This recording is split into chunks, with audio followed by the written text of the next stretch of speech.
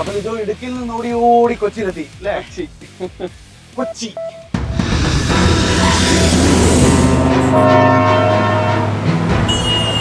ഇടുക്കിയിൽ നിന്ന് ചുരമിറങ്ങി മധ്യ കേരളത്തിന്റെ ഹൃദയത്തിലേക്ക്, കൊച്ചിയുടെ കൊടും ചൂടിലേക്കും അതിനപ്പുറമുള്ള തെരഞ്ഞെടുപ്പ് രാഷ്ട്രീയ ചൂടിലേക്കും എത്തി നിൽക്കുകയാണ് ബാലറ്റ് റൈഡ്. പക്ഷെ വന്നപ്പോ ഒരു ചെറിയ വേനൽ മഴയൊക്കെ പൊഴിയുന്നുണ്ടല്ലേ? ഏതായാലും കേരളത്തിന്റെ വാണിജ്യ തലസ്ഥാനമാണിത്. നഗര വാണിജ്യ അതേപോലെ മത്സ്യബന്ധന ഗ്രാമീണ മേഖലകളൊക്കെ കൂടിക്കലർന്നിരിക്കുന്ന ഇടം. പശ്ചിമ കൊച്ചിയിലെ കുറച്ച് ഇടത് ശക്തി കേന്ദ്രങ്ങളും അതേപോലെ മാണി കേരള കോൺഗ്രസിന് ശക്തിയുള്ള മലയോര മേഖലകളും ഒക്കെ ഉണ്ടെങ്കിൽ പോലും 10 വർഷത്തെ ഭരണത്തിന്റെ ഒരു മടുപ്പും വിരക്തിയും ഒക്കെ ഏറ്റവും കൂടുതൽ പ്രതിഫലിക്കാൻ സാധ്യതയുള്ള ഭരണവിരുദ്ധ വികാരം ഒരു പക്ഷേ കേരളത്തിൽ ഉണ്ടെങ്കിൽ അതും ഏറ്റവും കൂടുതൽ പ്രതിഫലിക്കാൻ സാധ്യതയുള്ള ജില്ലയാണ്.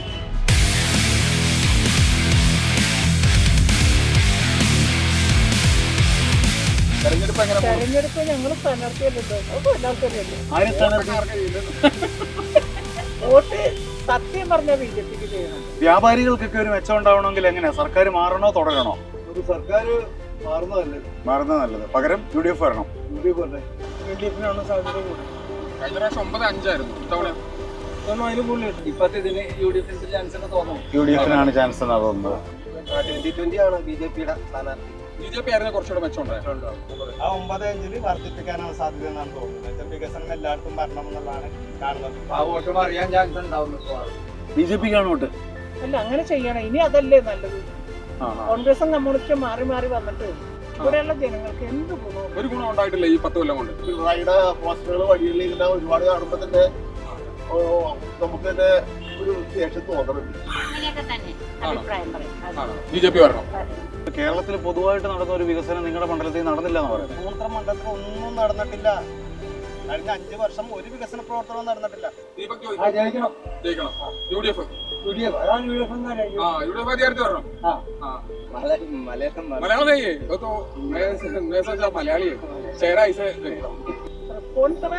ഫോട്ടോയിൽ ഇപ്പൊ നമ്മ പെണ്ണിനെ കാണുന്നുണ്ട് BJP-ക്ക്.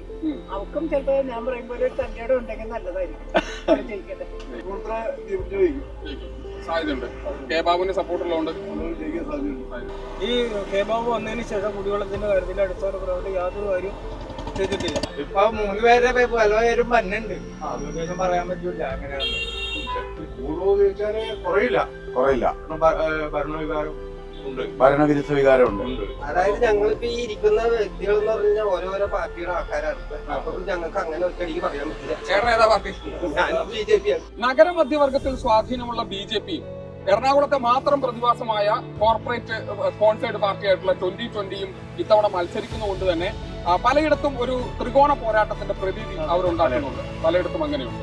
അതോടൊപ്പം തന്നെ മധ്യവർഗ വോട്ടുകൾ ഇത്തവണ ആർക്കാണ് ഗുണം ചെയ്യുക, ആർക്ക് സ്വാധീനമായി മാറുന്നത് എന്നതും ഒരു പ്രത്യേക കാര്യമാണ്.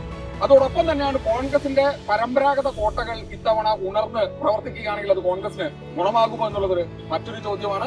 അതോടൊപ്പം തീരദേശ മേഖലയിലെ പ്രശ്നങ്ങളും മലയോര മേഖലയിലെ പ്രശ്നങ്ങൾക്കും സർക്കാരിന്റെ ഇടപെടലുകൾ ഗുണകരമായി ഭവിച്ചിട്ടുണ്ടെങ്കിൽ അത് സർക്കാരിന് അല്ലെങ്കിൽ LDF-ന് മെച്ചപ്പെട്ട രീതിയിൽ ഭവിക്കുമോ എന്നുള്ള കാര്യവും കാത്തിരുന്ന് കാണേണ്ടതാണ്. അത് 2021 14-ൽ 9 മണ്ഡലങ്ങളും UDF-നൊപ്പം നിന്ന ഒരു ജില്ലയാണിത്. അതായത് ഭൂരിപക്ഷം മണ്ഡലങ്ങളും UDF-നൊപ്പം തന്നെ അത്തരത്തിൽ നിൽക്കുകയാണെങ്കിൽ ഇത്തവണ ഭരണമാറ്റത്തിനാണ് സാധ്യത. അതായത് വലിയ നമ്പർ സീറ്റെണ്ണമായി UDF-ലേക്ക് വന്നില്ലെങ്കിൽ ഭരണ തുടർച്ചയ്ക്കും സാധ്യതയുണ്ട്.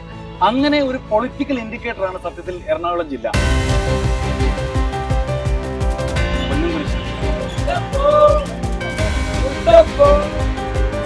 തിരക്കിന്റെ ഇടയിൽ കുട്ടികളെ ഒരു കാര്യം ചോദിച്ചോട്ടെ.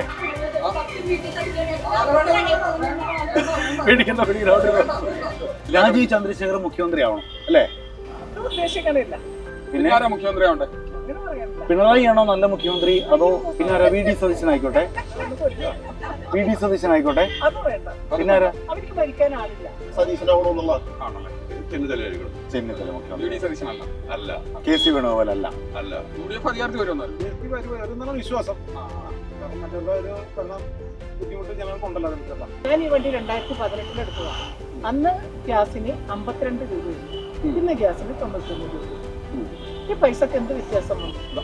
അത് കേന്ദ്ര സർക്കാരാണ് ഗ്യാസിന്റെ ഇതിന്റെ ഒക്കെ വില കൂട്ടുന്നത്. എല്ലാം അവരാണ് ഇവരാണെന്ന് ഇവര് തമ്മിലടി എന്ന് നിർത്തും. 25 ലക്ഷം കുടുംബങ്ങൾക്ക് എങ്ങനെ ഇൻഷുറൻസ് പദ്ധതി നടപ്പിലാക്കും? അതിന്റെ പ്രീമിയം നടക്കില് എങ്ങനെ നടക്കുന്നു? നിങ്ങൾ നിസ്സാരം 1 ലക്ഷം രൂപയുടെ പ്രീമിയം ആണെങ്കിൽ 1 ലക്ഷം രൂപ ഇൻഷുറൻസ് എത്ര? അപ്പൊ ഈ 5-ന് ഗ്യാരണ്ടി എന്ന് പറയുന്നത് തട്ടിപ്പാണെന്നാണ് പറയുന്നത്. മഹാ തട്ടിപ്പല്ലേ? ചിലപ്പോ കേരളത്തിൽ ചിലപ്പോ ട്രംപ് ഭരിക്കുമെന്നൊക്കെയാണ് തോന്നുന്നത്. ഇവരെന്താ ഈ ഡെവലപ്മെന്റ് കൊണ്ട് എന്താ കൊണ്ടുവന്നത്? ഒരു ലൈഫ് മിഷൻ പരിപാടിയിൽ വീട് വെച്ച് കൊടുക്കാൻ പോലും റെഡിയാക്കുന്നത്. അപ്പൊ കേരളത്തിൽ മൊത്തം ഉണ്ടായൊരു വികസനം എറണാകുളം എറണാകുളം ജില്ലയിലും വളരെ നാമമാത്രം വികസനം മാത്രമേ ഇവിടെ കൊണ്ടുവരാൻ സാധിക്കുള്ളൂ. ഒരു കാര്യം ആര് ഭരിച്ചാലും ഭരിച്ചില്ലെങ്കിലും ഞങ്ങളെ പോലെയുള്ളവരൊക്കെ ഇതുപോലെ അല്ലേ? അല്ലാതെ കുറെ ഇല്ലാത്ത കാര്യങ്ങൾ ഉണ്ടെന്ന് പറഞ്ഞു കാണിക്കുക. ഇല്ലാത്ത കാര്യങ്ങളുണ്ടെന്ന് പറഞ്ഞ് എക്സാമ്പിൾ മാവലി സ്റ്റോറിന്റെ സ്ഥിതി വളരെ മോശമാണ്. ഉണ്ടെന്ന് പറഞ്ഞില്ല. അവരുണ്ടെന്ന് പറയുന്നത് പക്ഷെ മാവലി സ്റ്റോറിൽ ഒരു സാധനം ചെല്ലുമ്പോ ഇല്ല. അപ്പൊ ഇത്തവണ LDF അധികാരത്തിൽ വരും. ഉറപ്പായിട്ട് വരും. മൂന്നാം പിണറായി സർക്കാർ അധികാരത്തിൽ. BJP വരണമെന്നതിന്റെ ആഗ്രഹം. ഞാൻ വിരാട് സംഘത്തിന്റെ പ്രചാരകനായിരുന്നു. ചേട്ടൻ സംഘത്തിന്റെ പ്രചാരകനാണ്. പക്ഷെ ചേട്ടന് യാഥാർത്ഥ്യം ഉള്ളതുകൊണ്ട് അതെ ജനങ്ങളോട് താല്പര്യമുള്ളവർ തന്നെ, അല്ലാതെ ജനങ്ങളുടെ വോട്ട് കിട്ടിയിട്ട് അവരുടെ 10 തലമുറക്ക് ജീവിക്കാൻ വേണ്ടി കാശുണ്ടാക്കണ ഒരുത്തരും ഇതിലേക്ക് വരും. BJP വന്നാലേ ഒരു മാറ്റം ഉണ്ടാവും. പ്രതീക്ഷിക്കുന്നുണ്ട്. മൂന്നാം പിണറായി സർക്കാർ വരുമെന്ന് തന്നെ ആയിരിക്കും ചേട്ടൻ അഭിപ്രായമല്ലേ? ഉറപ്പ്. 3 ഉറപ്പാണ്. വെളിച്ചം മങ്ങി തെരുവ് വിളക്കുകൾ തെളിഞ്ഞു. പക്ഷേ തെരുവിൽ രാഷ്ട്രീയം തിളച്ചൊഴുകുന്ന ഈ തെരഞ്ഞെടുപ്പ് കാലം തിരുവോളം ബാലറ്റ് റൈഡർ യാത്ര തുടരുക തന്നെ ചെയ്യും അല്ലേ? തെരഞ്ഞെടുപ്പ് പൂരാവേശം കത്തി നിൽക്കുന്ന തൃശ്ശൂരിലാണ് നാളെ ബാലറ്റ് റൈഡർ ഉണ്ടാവുക. അപ്പോൾ നാളെ കാണാം. ബൈ.